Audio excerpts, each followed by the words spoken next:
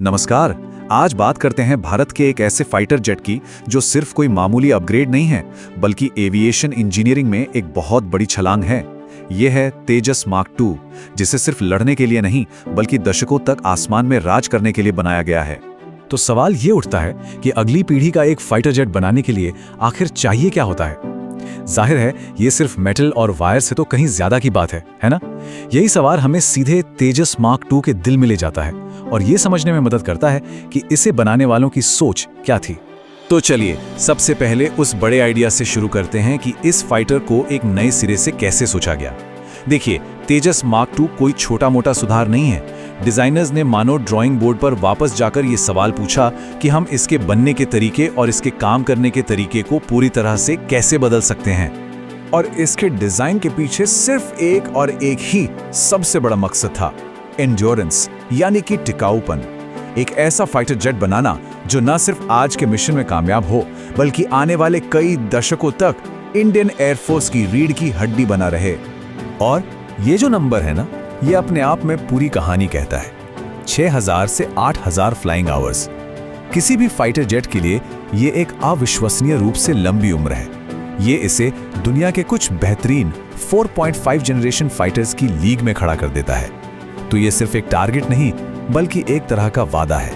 तो सवाल यह है कि इंजीनियर्स ने इतनी जबरदस्त एंड्योरेंस हासिल कैसे की? अच्छा, तो इसका जवाब मिलता है उन फिजिकल बदलावों में जो इसे पहले से बड़ा, स्मार्ट और कहीं ज्यादा फुर्तीला बनाते हैं। आइए जरा गौर से देखते हैं। यहाँ दोनों एयरक्राफ्ट्स को एक दूसरे के बगल में देख सकते हैं। मार्क टू साफ तौर पर लंबा है और लंबाई बढ़ने का सीधा मतलब है ज्यादा फ्यूल, ज्यादा एवियोनिक्स और हाँ, ज्यादा हथियार। लेकिन असली गेम चेंजर है वो छोटे विंग्स जो कॉकपिट के पास लगे हैं, जिन्हें क्लोज कपल्ड कैनार्ड्स कहते हैं।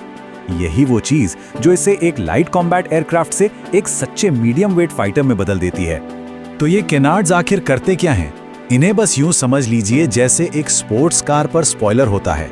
ये जेट को एक्स्ट्रा लिफ्ट और एक अविश्वसनीय फुर्ती देते हैं, जिससे मुश्किल डॉग फाइट्स के दौरान पायलट को एकदम सटीक कंट्रोल मिलता है। लेकिन तेजस मार्क टू की असली कहानी सिर्फ उसके आकार या पंखों में नहीं है। असली जादू तो उसकी स्किन के नीचे छिपा है। जी हाँ, जो सबसे बड़े इनोवेशंस हैं वो असल में नजर ही नहीं आते। यहाँ सारी बात है एडवांस्ड मटेरियल्स की। मार्क टू का जो पूरा ढांचा है और उसकी जो स्किन है वो नेक्स्ट जनरेशन कंपोजिट से बनी है, जो इसे पारंपरिक धातुओं के मुकाबले कहीं ज्यादा हल्का और साथ ही मजबूत बनाते हैं। अब इन कंपोजिट्स का मतलब है कि एयरक्राफ्ट में क्रैक्स और जंग लगने का खतरा बहुत कम हो जाता है। ये उड़ान के दौरान होने वाले तनाव को भी बेहतर ढंग से झेल सकता है और वजन में भी हल्का रहता है। ये सारी चीजें मिलकर एक ही बात पक्की करती हैं, एक ऐसा एयरफ्रेम जो सालों साल कम मेंटेनेंस के साथ चले। और यही तो एंड्योरेंस का असली राज है। तो इन सब का भारत के लिए मतलब क्या है?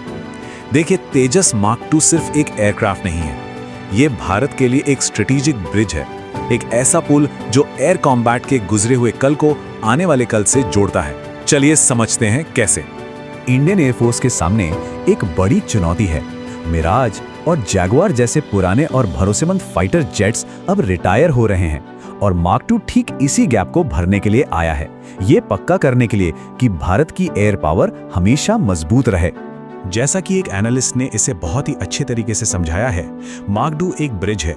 ये आज के मीडियम वेट फाइटर्स की कमी को पूरा करने के लिए काफी शक्तिशाली है, लेकिन साथ ही ये पूरी तरह से भारत में बना है, जिसका मतलब है कि ये कल की जरूरतों के हिसाब से खुद को ढाल सकता है।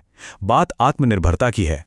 तो इसकी लंबी उम्र, इसका एडवांस्ड डिजाइन और इसकी पूरी तरह से स्वदेशी पहचान को देखते हुए क्या तेजस मार्क टू ही भारत के आसमान का भविष्य तय करेगा?